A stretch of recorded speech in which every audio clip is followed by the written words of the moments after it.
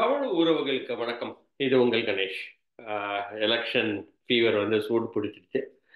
மக்களவை தேர்தல் தமிழ்நாடு இன்னும் களம் இன்னும் அமையல அப்படின்ற மாதிரி தான் நம்ம பார்க்க வேண்டியதா இருக்கு. ஒரு சைட்ல நம்ம பார்த்தோம் அப்படின்னா டிஎம்கேவோட அலையன்ஸ் இன்டாக்டா இருக்கு. டிஎம்கே, காங்கிரஸ், விசிகா இவங்கெல்லாம் அப்படியே இன்டாக்டா இருக்காங்க. இந்த சைட்ல பார்த்தோம் அப்படின்னா ஏடிஎம்கே இன்னும் அவங்க அலையன்ஸை அப்படியே ஃபார்ம் பண்ணிக்கிட்டே தான் இருக்கிறாங்க. பேச்சுவார்த்தைகள்லாம் நடந்துட்டு இருக்கு. அவங்க யார்கிட்ட பேசுறாங்க அப்படின்னு பார்த்தோன்னா தேமுதிக பேசுறாங்க, அதுக்கப்புறம் பாட்டாளி மக்கள் கட்சிகிட்ட பேசுறாங்க. அதே தான் பிஜேபியும். பிஜேபி நம்ம பார்த்தோம் அப்படின்னா அவங்களும் இன்னும் ஃபார்ம் ஆகலை. அவங்களும் பாட்டாளி மக்கள் கட்சியோட பேசுறாங்க, தேமுதிகவோட பேசுறாங்க. இதுல என்ன ஒரு சுவாரஸ்யமான ஒரு விஷயம் எல்லாருக்கும் தெரிஞ்சது தான் என்ன அப்படின்ற போது ஏடிஎம்கே அண்ட் பிஜேபி ஒரு 6 மாசம் முன்னாடி ஒரே அலையன்ஸ்ல இருந்தாங்க. அவங்க 2 பேரும் சேர்ந்து தான் 2024 எலெக்ஷனை மீட் பண்ணுவாங்க அப்படின்ற மாதிரி தான் நம்ம எல்லாம் எதிர்பார்த்துட்டு இருந்த நேரத்துல எடப்பாடி பழனிசாமி என்ன சொல்லிட்டாருன்னா, இல்ல இல்ல, நாங்க இனிமேல் தனியா தான் போக போறோம்.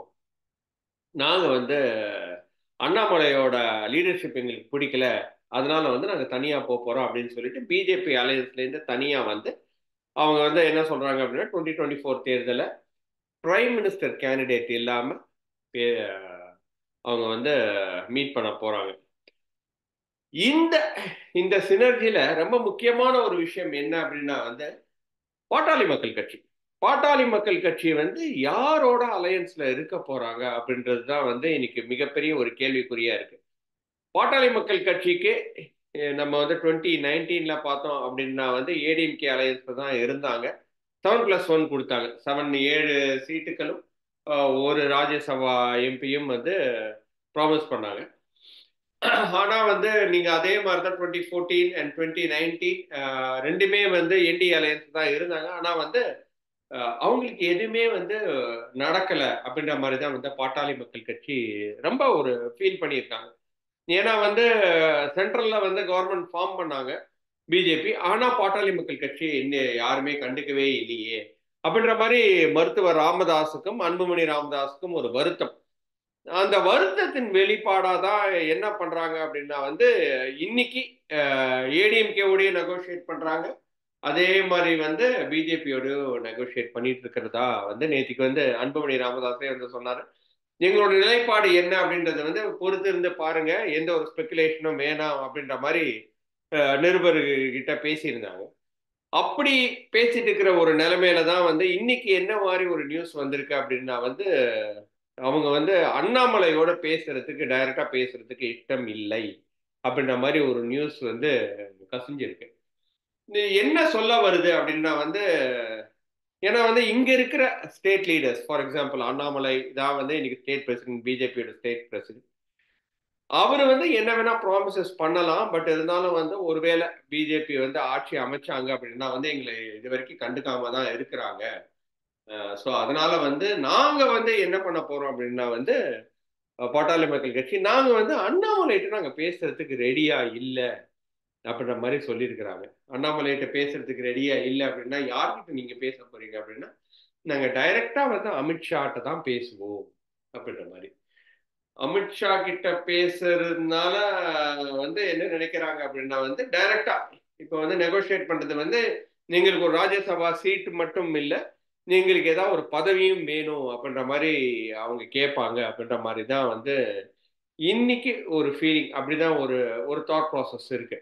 அமித்ஷா கிட்ட பேச முடியலன்னா நட்டா கிட்ட பேசணும், அப்படி இல்லைன்னா அவங்களோட டைரக்ட் ரெப்ரசன்டேட்டிவ்ஸ் அவங்க யார்கிட்டயாவது பேசணும். அப்பதான் நாங்க ஒரு டிராயிங் டேபிளுக்கே வருவோம், நெகோசியேஷன் டேபிளுக்கே வருவோம். நாங்க அண்ணாமலை கிட்ட எல்லாம் பேசுறதுக்கு ரெடியா இல்லை அப்படின்ற மாதிரி அண்ணாமலைக்கு ஒரு இன்ஃபர்மேஷனை கொடுத்துட்டாங்க அப்படின்ற மாதிரி தான் இருக்கு. இன்னைக்கு அண்ணாமலை இதை எடுத்துப்பாரா மாட்டாரா? அண்ணாமலை இது டைனமிக் லீடர், நமக்கு எல்லாருக்குமே தெரியும். எதுக்காக இருந்தாலும் பயப்பட மாட்டாரு, தைரியமா பேசுற ஒரு ஆளு. பிஜேபிய ஒரு ஒரு சாந்தமா இருந்த ஒரு கட்சி அப்படின்னு தான் நம்ம சொல்ல வேண்டியதா இருக்கு, இல்லையா? ஏன்னா அண்ணாமலை பிஃபோர் அண்ணாமலை ஆஃப்டர் அண்ணாமலை அப்படின்ற மாதிரி தான் பார்க்க வேண்டியதா இருக்கு. ஏன்னா இன்னைக்கு அண்ணாமலை அப்படின்னா பிஜேபி அண்ட் தமிழ்நாடு ஃபுல்லா எல்லாருக்குமே தெரியும், பட்டி தொட்டி எல்லாம் தெரியும். அதே மாதிரி எல்லா இடத்துலையும் நான் இந்த வாட்டி ஊருக்கு போகும்போது பார்த்தேன், எல்லா கிராமத்துலேயும் வந்து பிஜேபி கொடி இருக்கு, பிஜேபி நிர்வாகிகள் எல்லா இடத்துலையும் இருக்கிறாங்க. இதுக்கு யார் முக்கியமான காரணம் அப்படின்னு நம்ம வந்து பார்த்தோம்னா அது அண்ணாமலை தான். அதில் மாற்று கருத்தே கிடையாது.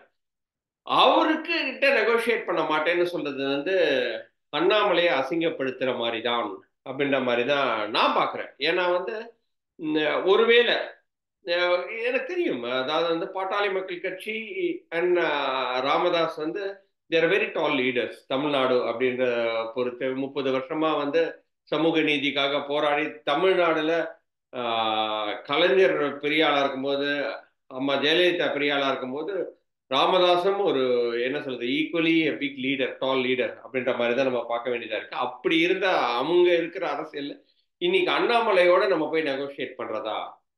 அப்படியே நம்ம நெகோஷியேட் பண்ணி நம்ம வேண்டியதை நம்ம கேட்டாலும் அது அவரால் பெற்றுக் கொடுக்க முடியுமா அப்படின்ற ஒரு கொஸ்டின் மார்க் வந்து அவங்களுக்கு இருக்கு அப்படின்ற மாதிரி தான் வந்து இந்த தோற்றத்தை இந்த இந்த நியூஸ்லயே நமக்கு வந்து தெரியுது.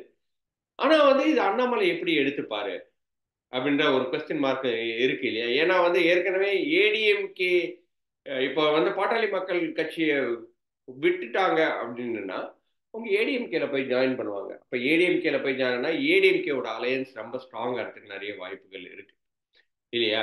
அதே மாதிரி வந்து தேமுதிகவும் நெகோஷியேட் பண்ணிட்டு இருக்காங்க. இப்ப ஒருவேளை தேமுதிகவும் இங்க இந்த சைட்ல போய் ஜாயின் பண்ணிட்டாங்கன்னா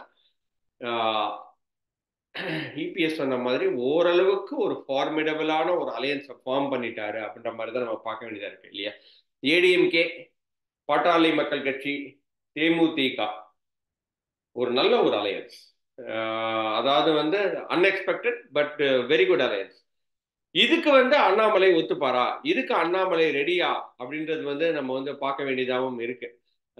அண்ணாமலை இப்போ ஒரு ஒரு கேர்ஃபுல்லான ஒரு ஒரு சுச்சுவேஷன்ல தான் இருக்கிறாரு. அதாவது is walking on petals of thorns அப்படின்ற மாதிரி தான் நம்ம வந்து சொல்ல வேண்டியதா இருக்கு. ஏன் அப்படின்றது வந்து அவரால் நெகோஷியேட் பண்றதுக்கு இவங்க வரல. பாட்டாளி மக்கள் கட்சி நாங்க நெகோஷியேட் பண்ண மாட்டோம், அண்ணாமலையோட நெகோஷியேட் பண்ண மாட்டோம்னு சொல்றாங்க. அவர் அதை விட்டு கொடுத்தாரு அப்படின்னா அவரோட லீடர்ஷிப்ல ஒரு கொஸ்டின் மார்க் இல்லையா? அதே மாதிரி வந்து அவங்க டைரக்டா போயிட்டு நட்டாட்ட போயிட்டு வாங்கிட்டு வந்துட்டாங்க அப்படின்னா இது இவருக்கு அசிங்கம் அப்படின்னும் போது இவங்க கிட்ட யார் பாட்டாளி மக்கள் கட்சி கிட்ட இவர் எந்த ஒரு இன்ஃப்ளூயன்ஸும் வைக்க முடியாது. ஸோ இந்த மாதிரி ஒரு இக்கட்டான ஒரு சுச்சுவேஷன்ல தான் இருக்கிறாரு அப்படின்ற மாதிரி தான் எனக்கு தோணுது. பட் பாஜக தலைமை என்ன பண்ண போகுது அப்படின்ற மாதிரி தான் வந்து இருக்கு இல்லையா?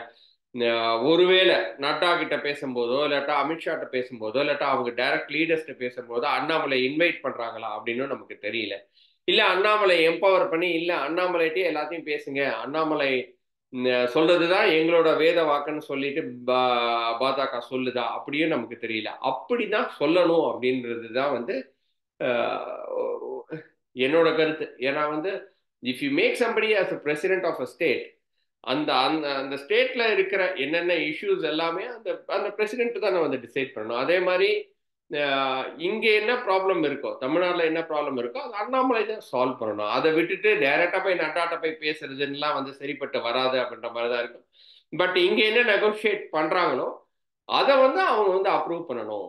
அதை வந்து இங்க வந்து ஒரு ராஜ்யசபா சீட்டு கொடுக்குறோம், அதே மாதிரி வந்து ஒரு இணையமைச்சர் கொடுக்குறோம், இல்லாட்டினா வந்து ஒரு சென்ட்ரல் மினிஸ்டர் கொடுக்குறோம் அப்படின்னா அது வந்து அமித்ஷா வந்து அதை வந்து சைன் பண்ணி அவங்க அக்ரிமெண்ட்டுக்கு ஓகேன்னு சொன்னாங்கன்னா அது ஓகே. ஸோ இந்த மாதிரி தான் போகணுமே தவிர அது வந்து சர்பாஸ் பண்ணி போறது சரியான அரசியலா பாட்டாளி மக்கள் கட்சி அப்படின்னு தெரியல. பட் இருந்தாலும் பாட்டாளி மக்கள் கட்சி they are very good in negotiating. அதுல வந்து எந்த ஒரு மாற்று கருத்தும் கிடையாது. நான் நேற்றுக்கே ஒரு பதிவில் போட்டிருந்தேன். என்ன போட்டிருந்தேன் அப்படின்னா வந்து ராமதாஸ் மாதிரி ஒரு நெகோஷியேட்டிங் பர்சனை வந்து நான் பார்த்ததில்ல. அவர் கலைஞர் இருக்கும் போதே அவர் என்ன வேணுமோ அதை வாங்கிப்பாரு. ஜெயலலிதா அம்மையார்கிட்டே வந்து எக்ஸ்ட்ரீமா நெகோஷியேட் பண்ணுவார். போன வாட்டி எடப்பாடி கிட்ட நம்ம பார்த்தோம். எடப்பாடி கிட்ட யாருமே பேசி ஜெயிக்க முடியாது. அவர்கிட்டயே 10.5% அடிச்சு பிடிச்சி வாங்கிட்டாரு. பட் அது சென்ட்ரல் அதாவது வந்து சுப்ரீம் கோர்ட்ல அதை வந்து நெகேட் பண்ணிட்டாங்க. பட் இருந்தாலும் அவருக்கு வேண்டியதை வாங்கினார் இல்லையா? அதையே நம்ம வந்து பார்க்கணும். ஸோ அப்படி இருக்கிற இந்த நேரத்தில் எந்த மாதிரி களம் அமைய போகுது? பாட்டாளி மக்கள் கட்சி டைரக்டா வந்து அமித்ஷாட்ட போய் பேசுவாங்களா? நட்டாட்ட பேசுவாங்களா, இல்லாட்டா அண்ணாமலை கிட்ட பேசிதான் ஆகணுன்ற மாதிரி அவங்க சொல்லுவாங்களா அப்படின்ற மாதிரி பார்த்தோம் அப்படின்னா, அண்ணாமலை கிட்ட பேசுற மாதிரி வந்துடுச்சு அப்படின்னா அந்த ஒரு ஜெல் கரெக்டா வருமா? ஏன்னா வந்து Annamalai is very young comparatively. So எப்படி இருக்க போகுது டைனமிக்ஸ் அப்படின்றத வந்து நம்ம பொறுத்து தான் பார்க்கணும். பட் என்னைய பொறுத்த வரைக்கும் Annamalai should be empowered. It doesn't matter, age is not a factor. It is all about leadership. அந்த லீடர்ஷிப்க்கு சென்ட்ரல் பார்ட்டி ஒத்துக்குமா இல்லையா, இதுதான் ஒரு கொஸ்டின் மார்க். நிச்சயமா இன்னும் கொஞ்ச நாள்ல தெரிஞ்சிட போகுது அதை பற்றியும். வாய்ப்புக்கு நன்றி. இன்னொரு வீடியோவில் சந்திக்கிறேன். அதுவரை நன்றி, வணக்கம். இது உங்கள் கணேஷ்.